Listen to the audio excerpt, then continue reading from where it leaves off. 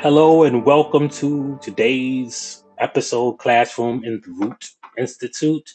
Today we're going to be talking about critical race theory with one of the preeminent scholars and thinkers in, I was going to say Black America, but in America as a whole, Brittney Cooper, who needs no introduction. Everyone knows Miss Cooper from, her writing, her activism. Miss Cooper, could you give us a background on your understanding and your studies of critical race theory? Yeah, thanks, Michael. It's a pleasure to chop it up with you. You're such an important thinker on these questions, and so I consider that a real treat. And you're also hilarious, and so uh, you Thank you. know, you make me laugh out loud, and you have this amazing ability to break shit down in Twitter feeds in ways that I appreciate. I don't know if we can cuss, but I am a cussing professor, so I'm gonna do my best.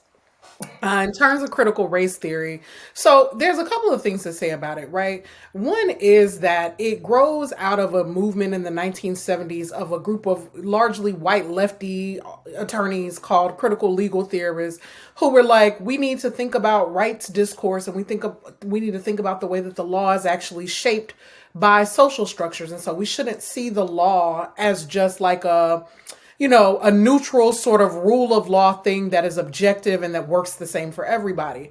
And so, the critical race theorist led by Derek Bell at Harvard and some other folks, including Kimberly Crenshaw, who was a law student at Harvard at the time, and who we most well know because she created the term intersectionality.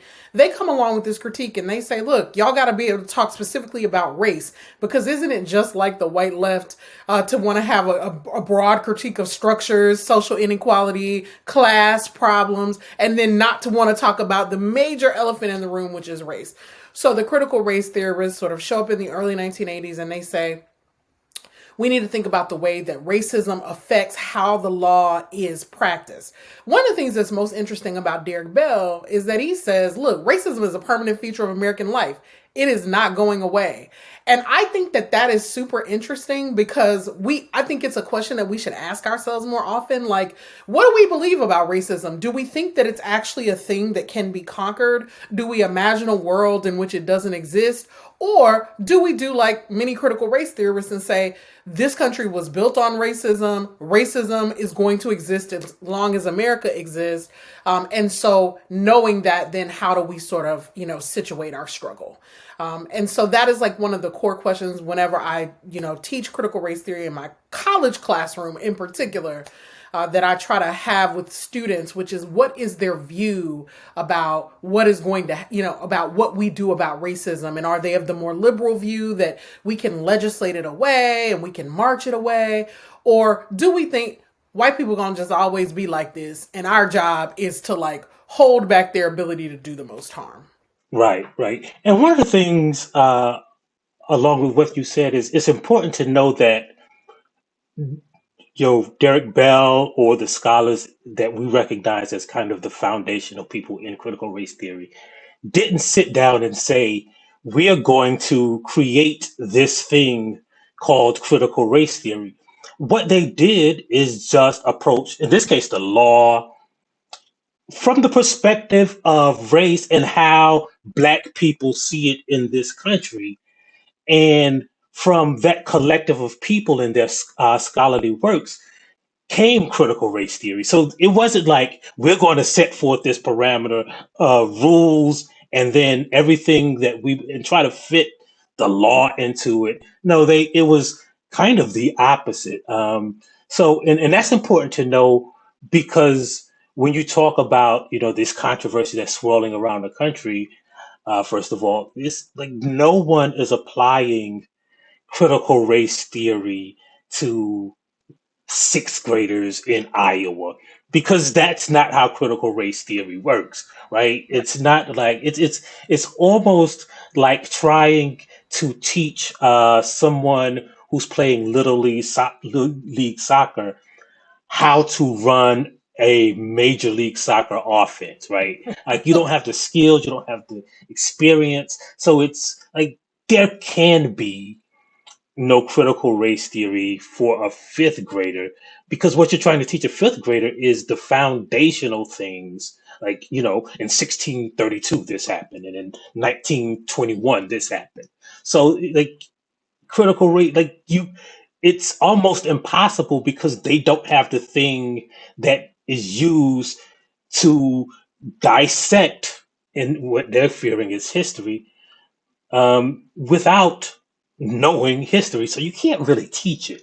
And Yeah. but what I'm interested in hearing from you, because like you're one of the people who are, who don't bite their tongues about this. Why do you think this controversy bubbled up? Because it's not like critical race theory is just something that people just started doing like last year or 2 years ago. Why do you think it just swirled into the public consciousness recently? Look, I think the thing that we got to remember about the political right in this country is that they got long game for days. And of course they do, right? They have several centuries of head start on the rest of us in terms of implementing a program of white supremacy. And so let's remember that they actually started trying to see whether they could, like, throwing, critiques of critical race theory against a wall to see what would stick during the Barack Obama administration. So remember when he was running for president in 2012 and they started circulating that video on Breitbart of him hugging Derek Bell at a protest when Derek Bell resigns from Harvard Law because they refused to tenure any black women back in 1990, right? So Barack Obama's at this protest, Derek Bell speaks, and then Barack Obama hugs him and he makes a few remarks. So when he's running for president in the second term, then they start circulating it and saying, see, he is a student of and a fan of, and a protege of this radical critical race theorist named Derek Bell. So it becomes a controversy in that moment, but essentially what they're trying to do is prime the pump. So this is a decades long campaign in the making, that now that we are sitting home and folks have been devastated by the Trump administration and the lingering impact of what those horrid 4 years has done, then the other thing the right is doing is saying we need to win the culture war. One of the things they know about their own people is that Barack Obama continues to be like the specter, the ghost, the haunting that white folks are running away from, particularly on the right. So in some ways, they tethered Barack Obama to critical race theory. Then when Obama was gone, now they're still just invoking critical race theory. Barack Obama's gone, Derek Bell has passed away, but this idea of this sort of specter of the radical black man somehow infusing and infecting left politics is the thing they're trying to invoke. So just like when they talk about welfare queens and everybody sees in their mind a black woman or a brown woman, right? When they see critical race theory, when they say critical race theory, then what they're trying to do is get people to sort of, oh yeah, that's right, Obama, right? Secret Muslim radical infected this into our politics and it hasn't gone away. So that's what they're doing. It is absolutely a clear dog whistle. But you also make this other really important point that I want to say too, which is that kids actually can grasp critical race theory, because the issue that the right has is that critical race theory is just the proper teaching of American history, right? It's literally saying, like, y'all didn't discover America. People were already here. White supremacy is a farce, and you have committed acts of violence in order to make yourselves seem superior. Kids get that, right? And what these folks are really doing is trying to say they actually aren't mad because critical race theory is just a theory. They are mad because critical race theory is an accurate account of American history, and they can't stand up under the weight of what that means for a white supremacist project if we actually begin to have real honest conversations about it. Thank you for introducing where I was going with this subject, is what it would look like if they were actually teaching critical race theory. Because, as you alluded to earlier, one of the things that critical race theory says, first of all, it dismantles the perception of racism that, that they try to, the way they try to define racism is like it's a product of hate and animus. And if there's no hate and then there's no animus and white people don't hate black people, then there is no racism. So a white person can necessarily say, I don't feel any animus against you in my heart, so I can't be a racist. And one of the things that you talked about earlier is, and I love the way Derek Bell says this, he calls one of the foundational principles is that he says racism is ordinary, right? It's not like it's just a thing that exists. It's like sunshine and oxygen and carbon dioxide. It's just a thing that exists, right? And so their entire perception of critical race theory is based because first of all, they're afraid that it will dismantle their children's perception of the way America is and the way America works. Because if you start children critically thinking about, hey, all of the things that I thought about this country and I thought about English and the law and the world, if I take the opportunity to see the racism in this, then that's how we move this country forward racially. And that may be the impetus for their denigration of critical race theory. It's almost like if we're talking about history, right? I always tell the story of there's the plantation that my family was enslaved on. Right? You could go there any day and see tours. And until recently, Mm. you would go there and four people lived in that plantation house and 125 people were enslaved on that plantation. And they would tell the story of the four people. And no one ever considered that, like, you're not learning history. It's not an representation of what happened in this space until you think about it critically. And Right. so, what do you think about why do you think, like, aside from that fear of racism being dismantled, do you think that this accurate representation of history can occur without white people necessarily being upset? Like, is there anything in Mm. the racial history of America that white people have allowed to progress without pushback? Look, I think that white people are committed to being villains in the aggregate, right? But one of the things that I try to think about is, white folks sometimes don't give themselves at least a little bit of credit. And I don't think they deserve a lot of credit, but the credit I do think they deserve is there are kind of two legacies of whiteness in this country, right? Because we actually did have a bloody, violent reckoning around race and slavery on this soil. And what you had were Confederates who said, we gonna fight to keep y'all locked up and we willing to die for it. And you had Union soldiers and you had abolitionists who said, who said by different turns, we think slavery is immoral or we just want to protect the Union and that there are things that matter more to us than the ability to subjugate this group of people. Now, certainly it's a more complicated story than that. And we can talk about the ways that abolitionists thought slavery was immoral, but didn't necessarily think racism was a problem, right? They just thought they were going to bring God's wrath down if they kept on locking up human beings.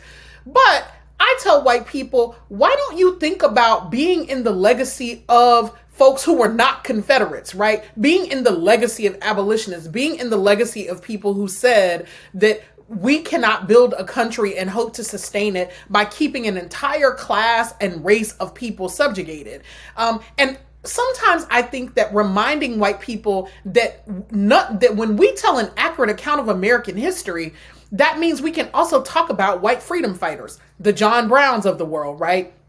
The Cheney, Schwerner, and Goodmans of the world, right? The Viola Luizos of the world, and on and on. William Lord Garrison. These long histories of liberal white people who said, like, racism is a problem, enslaving and subjugating and terrorizing people is a problem.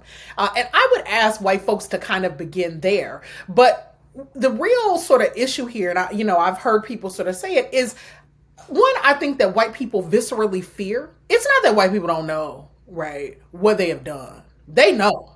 They fear that there is no other way to be human but the way in which they are human, which is to, so, like you talk to white people and whenever you really want to have a reckoning about it, they say stuff like, it's just human nature. If y'all had all of this power, you would have done the same thing, right?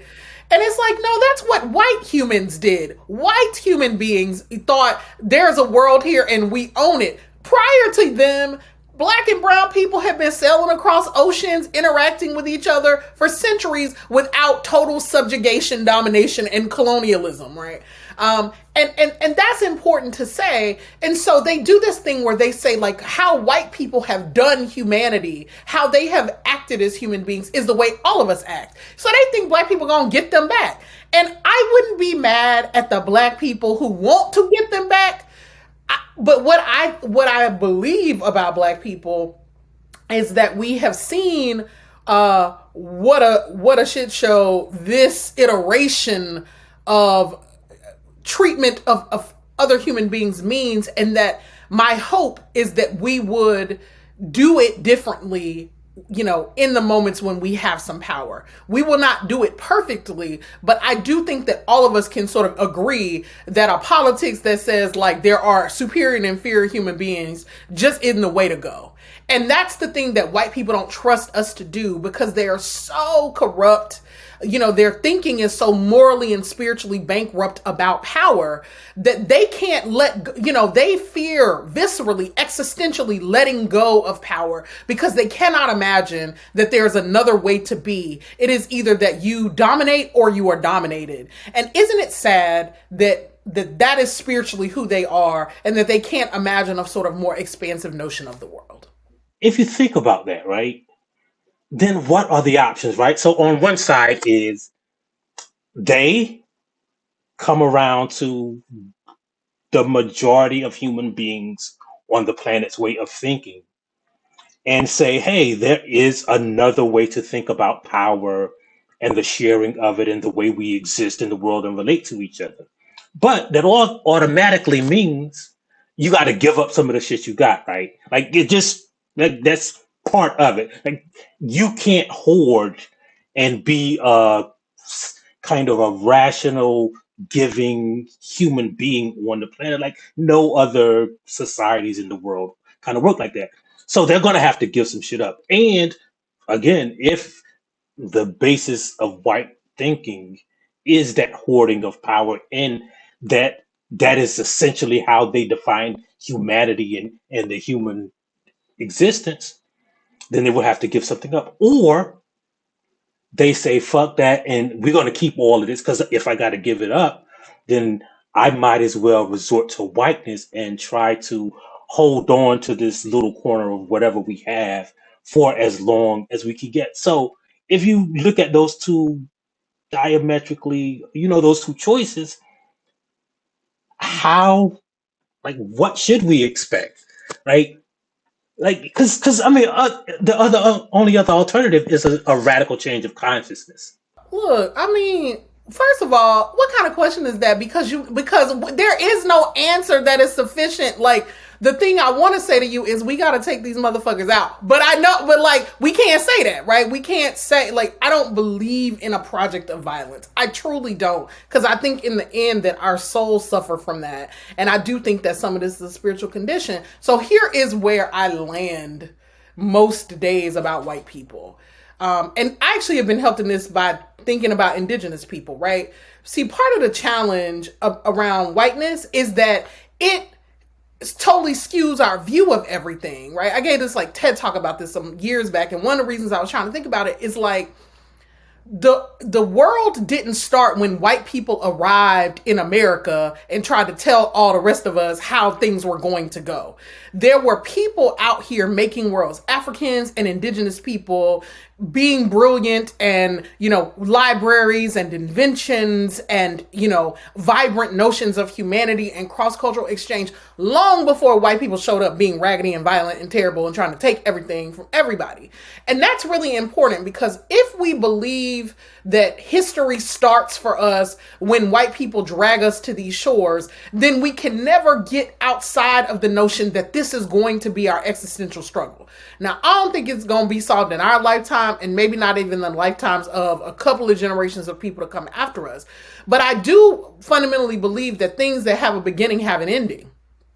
All things that begin end. White folks are not infinite and eternal, right? They ain't gonna go on for infinity and infinity. And that's super important to remember that white colonialism and imperialism has a beginning.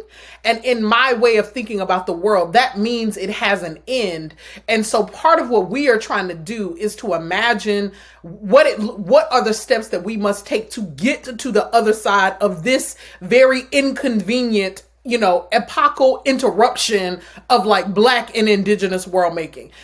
I mean, does that give people comfort on the day to day when you like just having to deal with white folks and the travesties that they create and the sense that they want to destroy the planet? Nah, but I do think that part of what our job is to do, and I think we don't do a great job of this in our generation. When I read old thinkers, 19th century black folks, they always were talking about what we gonna do for our kids and for the people that's gonna be here 100 years from now, right? They were thinking about us and what it meant to build a world that was better for us than the world that they created. And they said it over and over again in the things they wrote.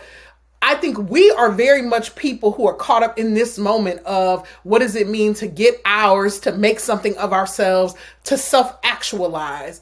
And I think that we got to zoom out a little bit and say, there is a world beyond even our sojourn on the earth. And so whiteness is going to have an end date because it is not, despite what white people think of themselves, they do not defy the laws of eternity, right? Their projects are not so sophisticated that the natural laws of physics change for them. And when we sort of humble them in humble our own understandings of whiteness, it seems like the biggest giant that we face. But in the end, right, it is what I like to say is, black folks were out here for centuries and millennia doing all kinds of wonderful things and probably some fucked up things too. But whiteness is largely an inconvenient interruption. And so we then get to ask ourselves, so why am I here in this moment of it? Like, damn, why did I show up in this particular iteration? And it's like, well, I think we showed up in this iteration precisely so that we could help to figure out an end and a way to the other side of this, gargantuan historical tragedy that is white supremacy. Relating this to critical race theory, I think that necessarily demands that we know, like, as you said, our place in the long arc of the universe and not just like this corner of the piece of the pie that we're trying to get, but Yeah. like how we're nudging it towards equality and equity, right? Because they ain't gonna give up their lane. They ain't gonna give up any of Right. this stuff, right? Right. So what we have to do is just keep nudging them out to the left, and then one day we'll realize, oh, we got a bigger piece of this thing than them. And the crazy thing about it is, and this is the worst part about it is they don't understand because of this understanding of the human condition and humanity. They don't understand that we're going to share. People will share that shit. Like it's not a zero sum game, right? That's right. When they came to the shores of Africa, nobody murdered them because it was like, oh, some people here. Let's see what they want. And when they came to the shores of America, they were able to live. They were starving in Jamestown, and the natives said, "Look, I mean, we see y'all struggling over here, bro. We'll share some of it with you." And then they Yeah. genocided them away. So I think Yeah. the importance of critical race theory is to see when you look at this world through the eyes of someone else, through a lens that is absent whiteness, you begin to understand that it ain't gonna be that bad. It's more important for white people to see through that lens than black people. And if they do, they will fear the changing world and the changing demographics of America less than, what Ted Cruz fears is going to be a radical redistribution of whatever he thinks we're trying to take from fourth graders in Oklahoma. Um, and so, how do we? Is there a way? Look, I don't want to put the weight of the world on your shoulders to say, "Hey, solve racism," I but mean, how we do can't. we Yeah. move from that backlash to allow them to understand? Because they're always, as you said, they're good at planning, and so they're always kind of like 10 steps ahead in what they're going to demonize it. They're demonizing it before we even get to the chance to teach it or the chance to push people towards this truth. I mean, I think a couple of things about it. One is, I'm thinking about the fact that our kids are always living in a racialized context. So I'm like, as a fourth grader, I was looking around going, why ain't no black kids in this honors class but me and like a handful of kids, right? Our kids are making racial assessments. White kids are making racial assessments about their own superiority or who's better than or their own entitlement. Black kids are also doing that. Brown kids are doing that. We are all trying to figure out why the world looks the way it does, who is getting opportunities and who is not. We are wired in that way, I think, fundamentally. And so I'm like, our students, our kids, they do have an understanding because they are critical thinkers about the kind of racial situations and the racial setup that we have. And I think we need to be honest about that essentially what white folks are trying to do is unbeat the drum, right? To act as though like we don't come here already sort of working this thing out and trying to figure it out. The other thing that I think, which is super interesting, and to your point, no, they're not going to give it up, but whiteness is killing white folks, right? It's Jonathan Messel's book, Dying of Whiteness, right? For all of the imperial machinations in this country and abroad, their numbers are shrinking. They have so priced themselves out of the market, like that they can't even like. So this, like, here's one of the cruel ironies of whiteness. I think about this a lot. When we talk about gentrification all the time, all my friends that are from Brooklyn are like, they just kept going further on the train and then pricing us out. But the thing that's interesting is white people have become so expensive that they can't even afford themselves, right? They actually elevate the prices in neighborhoods so much that now their lives have so much more economic value that is not like at a level of pair. Look, I'm trying to say that to the extent that black life is undervalued, we might have to like entertain the notion like A, all lives are priceless in value, but B, that if we think economically and structurally, white lives actually are structurally overvalued to the extent that they undervalue other groups of people. And part of what that means economically is that they explode property value so much when they move in that they can't afford it, which is why they're not having no kids. Because they can't actually, so white people's birth rates are going down. They're the only group whose birth rates are going down in the country because they literally cannot afford to put their children, newer generations into the middle class. And so they keep on delaying birth rate. And that is a world in which economically we literally live in a system where even white people cannot sustain the cost of their own lives, right? And by that, I mean the elevated cost of their own lives. It's super perverse. And also they kind of deserve it, right? And so they're losing. That's why their birth rates are going down. That's why demographics are shifting. And so even though they are hitting us with everything they have, we are catching hell. And and we are living through this like white supremacist vortex that literally is the stuff of the horror shows that I write about when I'm reading about the 19th century. Even though we're living through that, we're living through it because it's the last gasp of a dying, it's the death rattle of a sort of dying way of being. And that's super hard to hear. But I'm like, just look at the numbers. White life expectancy has gone down for the first time in the last couple of years in 100 years. How is it that they won the 20th century? They dominate everything. They got, more money than God. And yet somehow they ain't winning in the clear metrics. We're not winning around the world. We're not, Afghanistan is a shit show. All of these sorts of things, right, that used to be markers of American dominance and American whiteness around the world, they losing.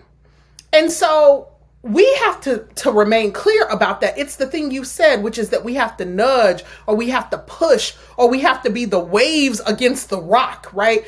The waves win, right? They win. The rocks wear down. The waves keep on coming. And sometimes they don't feel that way because the rocks are so jagged, you bleed, it hurts, all of those things. But when we look at whiteness in a total assessment, for all of the effort that they are putting in to dominate absolutely everything, the return on investment continues to diminish in every generation. And so, so that to me says that we got to keep going. And critical race theory says that. Derek Bell says that. He says, look, our lives will be lives of struggle. And in that, there is hope because we come here knowing that, right? And that's why when you see those memes of little black baby girls, just being like, and it's like they come here just knowing we already know.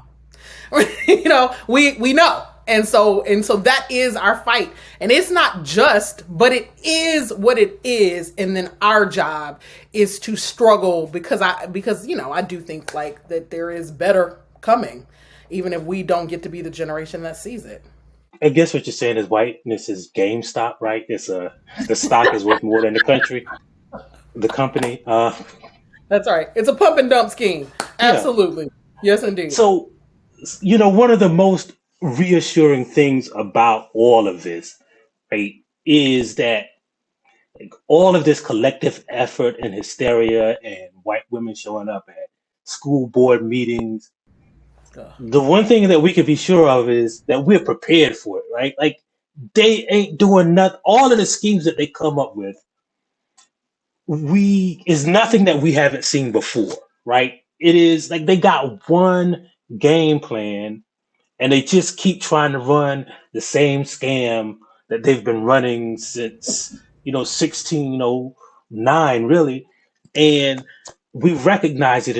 And the comforting part is if that there's anybody on the planet prepared to deal with this struggle, we are. Like, I would be worried if my people were being thrust into this machine without any preparation. But one thing about it is we got the means. We know how to laugh through it. Like, and the funny thing about it is, I don't even know if there is a people on the planet who can do this with as much joy and happiness as we can manufacture among ourselves.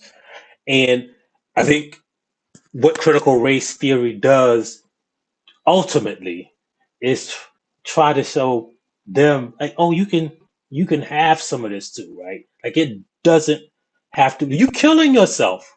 In other words, this is the only way you will survive is through equity. Because if you succeed in turning the entire population of this country into people like you, they gonna kill you, bro. Like, that's what I'm trying to tell them. Like, they can't. They should. Their greatest fear should be that black people and non-white people in this country do not assimilate into the culture of this country because it's gonna kill them. Like, to become what white people are means that you're gonna have to be ruthless about your survival.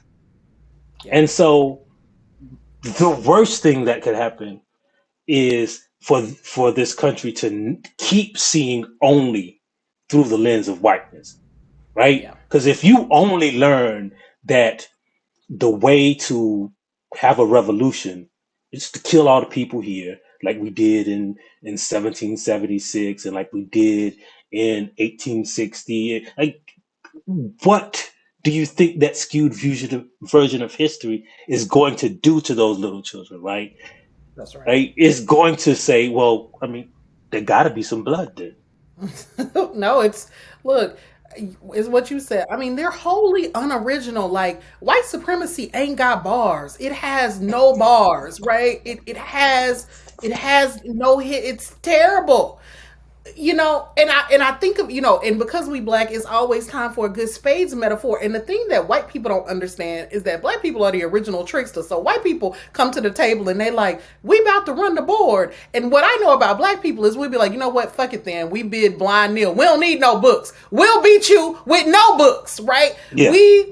That is the essence of like that kind of black improvisation. Like, okay, so you want to win all the books, but what if we just flip that shit and be like, we assume that you're going to lie, cheat, and steal and kill and try to take everything, but in the end, all you gonna end up with is some books, but we've out strategized you.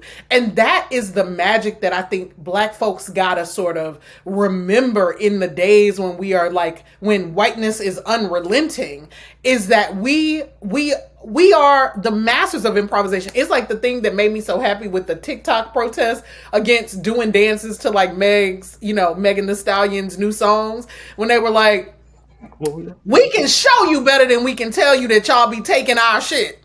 Cause we just not gonna dance. We not gonna dance. And when black people didn't dance, there were no dances. Not any worth talking about anyway. And so there is like this brilliance where black people can sometimes just refuse, this brilliance where we can flip a thing on its head.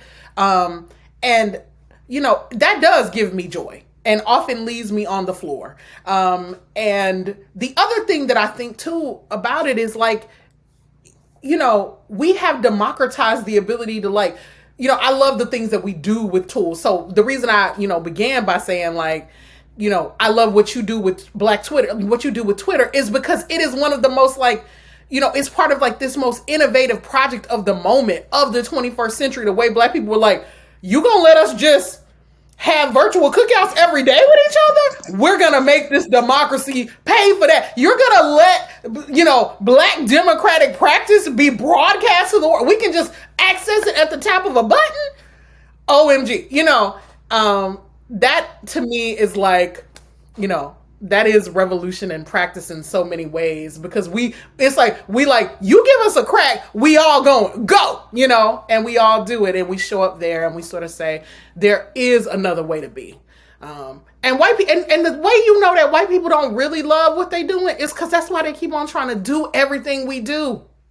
And the interesting thing about this, and I guess we could close with this, is that when it comes to critical race theory and all the other stuff, I think, first of all, I think they probably taught more people critical race theory than like, the end result is more people, a lot of white people, a bunch of white people didn't know that weren't learning real history.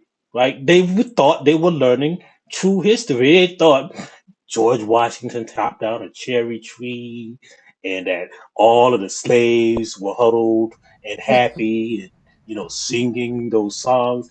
And the reality is that now, just because of our resilience and because they're stupid, people know now, even the most ardent anti-CRT people, right? They know now that they don't really know history. They know that there is even if they're against it, they know that there is a version of history out there that doesn't include them. And that's the most beautiful and resilient thing about all of this. I mean, yeah. I mean, look, in the end, white supremacy is the most ridiculous theory of race that ever existed to begin with. And that's really all that a critical theory of race suggests, is that's the thing. White supremacy is not history. It's not fact. It's not what actually is true. White people are not supreme. They are not superior. They are not better. And as we said, they are not original. But what they did was they just created a theory about how they thought the world worked. And then they literally browbeat, enslaved, chained, shot, killed, drowned, raped, and essentially subjugated a whole planet to make their theory true. That is the thing that they are learning. They ain't mad because critical race theory is untrue. They mad because it's true. They're mad because it exposes with stunning clarity and sort of clear, like incisive clarity as well. Just how ridiculous and absurd the idea that people who arrived on the planet millennia after black and brown folk had already been here, that they are the superior one. It's completely absurd. Right? And so white supremacy is completely absurd racial theory being propagated to us as history. And that's, as the kids say, no cap, right? Like that's the shit, is that white supremacy is all cap, big cap, all the time. It's just a complete and total lie. That all of Yeah. us have been forced to understand as history, and ain't nothing historical about it.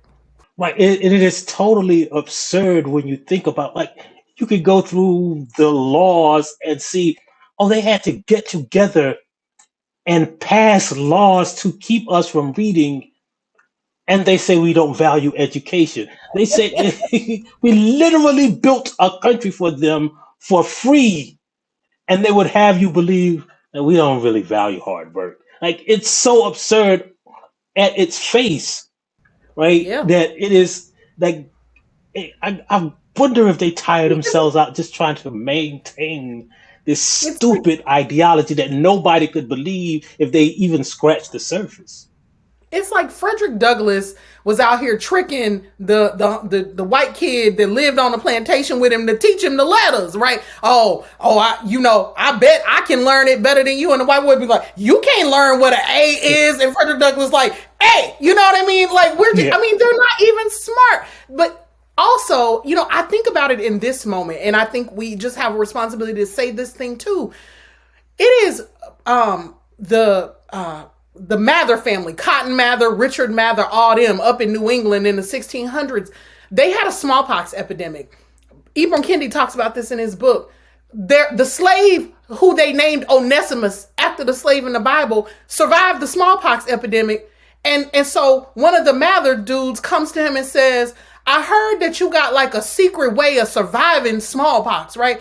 And he's like, oh yeah, back in my village, we used to inoculate people by making a little cut in the skin and giving people a little bit of dip of the virus of the infection, and then they would build up immunity. We introduced inoculation to this country. We introduced the concept of vaccination to the New Englanders who were being taken out by their own diseases. And so it is so amazing to me that we have arrived at a moment where black people are like, we gonna get on board with vaccine skepticism. No, no, no, no, no. Critical race theory tells you in its proper account of history that our own people, and then, I think it was Richard Mather, he says to Onesimus, like, well, where did you learn this? And, Onesimus said, oh, we've been doing that for hundreds of years. Like, it wasn't even no. It was old science and old medicine. Our people introduced the idea, and then in classic white people fashion,